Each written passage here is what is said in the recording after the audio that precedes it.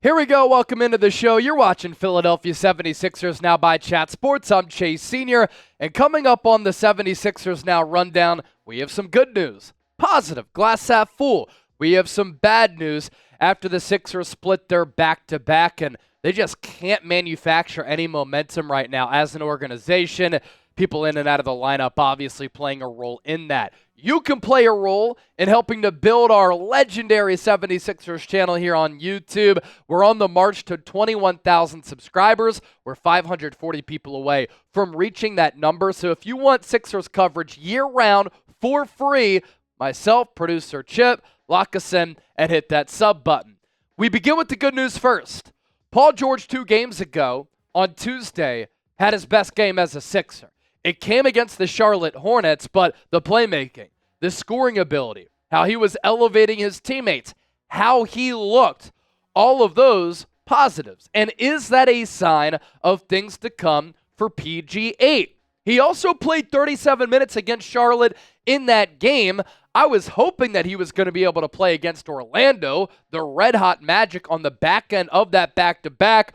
That's the unfortunate reality of where we are with the NBA today. Star players just don't play, especially on back-to-backs. And look, if players don't care, you've seen ratings have gone down because why should the consumer care? I do care about how Paul George is performing. 29 points, 8 dimes, 10 of 16 from the deck, 6 of 9 from distance, and 2 steals. So he was really getting it done on both ends of the floor, and I don't think it's any question that that was his best game as a Sixer. Decisive, confident, and just the all-around player that he was. Also, how he played. Aggressive in attacking the rim. Efficient from all over the floor. Showing his playmaking skills, which has been very solid this year, whether he's hot or cold on the offensive end of the floor. And we're not sure what the status of Joel Embiid is going to be day to day, week to week for the rest of the year, for the future of his career. But if the Sixers can get this Paul George, then you have to feel good about the prospects of what this Sixers team can do, him on this contract, and him on this basketball team. As for Jared McCain, he started to hit a little bit of a cold spell, but look, averages always play out, even for the great shooters like Steph Curry, right? So Jared McCain has had 2 great games after struggling a little bit last week. Against Charlotte, what a crime that Nick Nurse didn't play him in that fourth quarter. Nearly lost Philadelphia the basketball game. But he still had, despite not playing in that final frame, 17 points on 7 of 10 shooting, 3 of 4 from long range. And then against Orlando, Orlando's been one of the hottest teams in the association. 24 points, 7 rebounds, 3 assists, 10 of 17 from the field, 3 of 6 from 3. He was looking like the best guard on the Sixers team, even better than Tyrese Maxey. And so with a rookie, there are going to be lulls. I don't think that what McCain did earlier this year was a Linsanity run where it's only going to be a couple of weeks stretch of him playing unconscious basketball. I'm a believer in the player, but you can't expect him to do that every single game. He's going to hit a dry spell from time to time, but how do you respond? And do you have the mental fortitude to flush those bad games? McCain has that, and that's part of his personality, right? So positive, doing the TikToks. He has that type of energy, and that allows him to stay in the moment, flush those bad games, and keep it moving. So, Chip, PG, Jared McCain, looking good despite the Sixers splitting that back-to-back.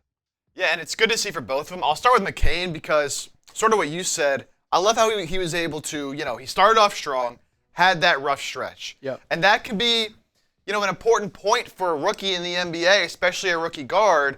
You hit that rough patch, how do you respond? How do you bounce back? He was able to show, hey, it wasn't just a really good start. I was able to get through that rough stretch where I wasn't shooting well, wasn't doing all the things I was doing before, and come back and respond and still play good basketball. So great to see from him, and just continues to impress me every single game. I mean, the shot-making ability, the IQ, and even him fighting on defense has been very, very impressive. And then for Paul George, hopefully we get to a point in the season where he can start playing some more of these games. For sure. The back-to-backs, we'll see what the Sixers decide to do with all that. Maybe he won't play a back-to-back all year, but hopefully at this point now moving forward, he doesn't deal any more injuries. He's starting to find his stride a little bit again. It's tough when he starts the season injured, comes back, suffers the same injury. Like, it's tough to really build momentum with new teammates and new coaches, new system, and all that. But I think we're starting to see him become a little more comfortable, with him beat out, being that, sort of 1A, 1B with Tyrese Maxey, especially as Maxey's been struggling to take on more of a scoring role, really hunt out his shot, coming off those screens, pulling up from deep, being able to get 2 feet in the paint and finish over bigger defenders. So, obviously, like what I've seen from him, they need this from him because they paid him all this money. He has to be, an all-star level player, which at points he has been, but at points he hasn't been so far. So it's good to see this, and hopefully, he can keep playing and keep building off it, and we keep seeing this Paul George and not, a Paul George scoring 15, 16 a game. And this is what's so unfortunate about that slow Sixers start. They have no wiggle room. They have no breathing room. Every game, it's not a must-win, but it's pivotal because the Sixers are so far down in the playoff standings, in the Eastern Conference standings, and that's unfortunate because you do have to manage the health of Paul George. You have to manage the health of Joel Embiid. And them not being able to play on back-to-backs, at least the back end or the front end, it costs this team. And they still almost beat an Orlando Magic team that has now won, 10 of 12 games at this point, and you stick with them. They're without Paolo Banchero. Sixers are without Joel Embiid, but you nearly win that game, but it goes down as yet another loss for the 1, 2, 3, 4, 5 Sixers. So, is Jared McCain the Rookie of the Year? Should he win it? If so, I want you to hit that thumbs up icon and like the video. What he's doing has been incredible, and Don't Connect, it's kind of gotten cold and slowed down a little bit. If you don't think he should be the Rookie of the Year, I want you to explain why and explain your reasoning down in the comment section right now. Coming up next, have to talk about Nick Nurse. I mentioned it a little bit earlier. He made a huge mistake, though, that we have to go over, and Tyrese Maxey is struggling. Is it a concern? We'll dive into that as well. Today's sponsor, our friends at Game Time. What time is it? Game Time, the best app in the ticketing marketplace. And I'll tell you what, growing up just outside of Philadelphia, going to Temple University, I had to go through the process years. I was able to go to games when Allen Iverson had the Wachovia Center and First Union Center, which is what it was named back in the day, rockin'. And now during this current era, some great atmospheres at the Wells Fargo Center. And going to a game is so unique because you can go with a friend or family member, put together a great memory, but it's also some of the memories and the relationships that you can form going to a game because when Embiid throws down a hammer, when Maxey hits a triple, when Allen Iverson would cross a dude over, doesn't matter who's to the left, right of you, who's in front of you, behind you, you're giving high fives to everybody. So if you want to be a part of some of those great atmospheres, download the Game Time app because they will help you find the best seats at the lowest price guaranteed. Also, within the app, you can see the view from your seat before you buy, so you know exactly what to expect when you arrive. If you want to go to a Sixers game, you can do that. You want to go to a Philadelphia Eagles game. They're rolling right now, looking for 9 straight dubs this upcoming Sunday against the Panthers. Plenty of tickets available. Download the Game Time app. Create an account. Use the code CHATSPORTS, CHATSPORTS, for $20 off. Terms apply. First purchase only. Zone deals, flash deals, and it's not just an app for sporting events. You can go to concerts, comedy shows, theater events, and a whole lot more. As for Nick Nurse, let's start to have that conversation. Made a huge mistake against the Hornets. And Philadelphia in that game the other night was rolling. They looked good on Tuesday. We talk about Paul George playing well. Jared McCain was playing really well. He was playing great through 3 quarters. And then Nick Nurse benched him in the 4th for Kyle Lowry, who did nothing. And the Sixers blew a double-digit lead against the Hornets without LaMelo Ball. Unacceptable. In the first 3 quarters, how are you going to bench your rookie who has been one of the lone bright spots for this team, who has been playing excellent, efficient offensive basketball, who can get a shot from anywhere and hit a shot and connect on a shot from anywhere on the floor? And when he has 17 points on 7 of 10 shooting, 3 of 4 from deep, in the first 3 quarters, you don't play him a tick in the 4th? That is coaching malpractice. He played just 3 minutes in that 4th quarter. So not just a tick. Obviously, that's a little bit of an exaggeration, but you're not playing him at all? Pretty much in that 4th quarter, Lowry played 6 minutes and was a -6. I just don't understand the thought process here behind Nick Nurse. And this has kind of been a troubling thing that I've noticed all year. When the Sixers moved on from Doc Rivers, Nick Nurse was my number 2 coaching candidate behind Jay Wright, and Jay Wright was obviously a pipe dream. He wanted to stay retired. But I like Nick Nurse as a coach. Good tactician. He can make adjustments in-game, throughout the season, and in playoff series. I think he's been able to maximize a lot of players, offensively and defensively. His defensive scheme, it can confuse and confound the opponent. He was a really good offensive player as a basketball. And so we've seen some of these offensive players take strides. All that being said, how bad the Sixers are this year is a little bit of an indictment on Nick Nurse. His rotation patterns are weird. His substitution patterns don't make sense. Jared McCain was cooking against the Hornets on Tuesday night. He barely plays in the fourth quarter. Instead, you go with Kyle Lowry, and this has been a theme for Nurse all year. And on top of that, the Sixers have been disjointed.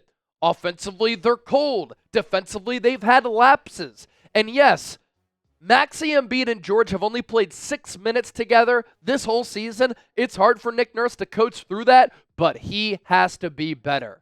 As for Tyrese Maxey and his struggles, he's been inefficient to start the year, especially as of late. Give him a little bit of breathing room here and a little bit of slack. He's coming off that hamstring injury, but even before that hamstring injury, he was not an efficient offensive player, and his field goal numbers back that up. He is averaging 18.5 points per game, but this isn't the Max Maxey that we expected to be getting with what he's done in his NBA career, because he had gotten better and better and better and better each of his first 4 years in the NBA.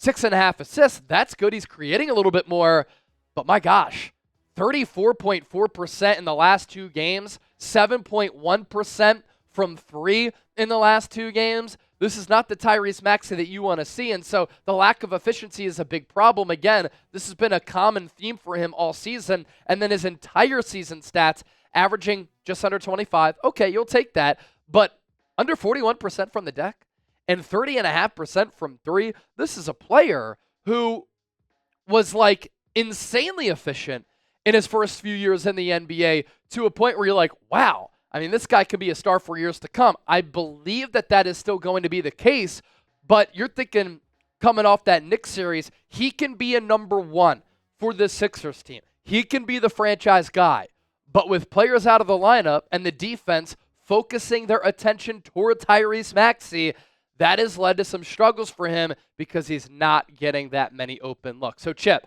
concern long-term, or just a cold spell and a byproduct of him not having some good complementary pieces around him? Yeah, I'm not overly concerned about Maxey this season. Obviously hasn't been as efficient, but there's been so many guys in and out of the lineup. And, you watch these games, he's forcing some shots. He's not taking the high-quality shots that you'd like to see. He's also just missing a good amount of open looks, whether that's from 3 or he does take a lot of tough floaters and layups attacking the basket. Obviously, using that speed to get downhill, tries to draw contact, and for most of the season hasn't had a great whistle. The past couple of games have been a little bit better, although if you were watching that game against the Magic on Wednesday night, Sixers were down 3. With the ball, the Magic tried to foul Maxey, to make him shoot 2 free throws so they couldn't tie it with a 3. And the Magic defender slaps Maxey on the arm. Bad no call. Maxey puts up a, crazy 3 because he tried to draw the foul, get 3 free throws. They didn't even call it on the floor. They called no foul, so it was ridiculous. It's kind of been that kind of way for Maxey, very frustrating for him and the team, but I'm not concerned about him long term. Despite, 30% from 3 to start the year, that'll go up. He's a better player than that, and we've seen that. Now, when it comes to Nick Nurse, just real quickly, I want to say I'm not too concerned about it. I would love to say that, but I am a little bit concerned because we haven't really seen him be able to elevate this team too much this season. When I look at the greatest of coaches, I would like to see them elevating their role players, right? Yeah. And guys like Kelly Oubre, who has been good these past 2 games, finally been able to hit some threes, but he hasn't been good for a large part of the year. Caleb Martin hasn't been good offensively for the most part to start the year. Like, you're not getting a whole lot from some of these role players. Now, I do like what I've seen, obviously, from McCain. I think Autumn Bone has given you some decent minutes as well and some run, but haven't seen that breakout from Ricky Council that we were hoping for. KJ Martin, is, fine, decent player. But then again, as Chase mentioned, like some of the rotations, some of the decisions he makes, it is a little bit concerning. I'm nowhere near like the fire Nick Nurse club or he should be in the hot seat or anything like that. I still like him as a coach of this team. But, sitting at 5-15, some of the blame definitely has to fall on him, and I think he could be doing a better job. Yeah, no, I agree. And, I've seen some people on social media, you got to fire Nick Nurse. You got to fire Nick Nurse. He's the best coach that the Sixers have had since Larry Brown. And, what do you expect him to do? And, again, I criticized him earlier. But what do you expect him to do when Maxey, Embiid, and George have played 6 minutes together? That is their team. And so when a coach doesn't have that star player or star players, tough sledding. So are you confident in Nick Nurse? Y for yes and for no. Join the conversation down in the comments section. For Chip, I'm Chase. For the 76ers Now Faithful, we're out.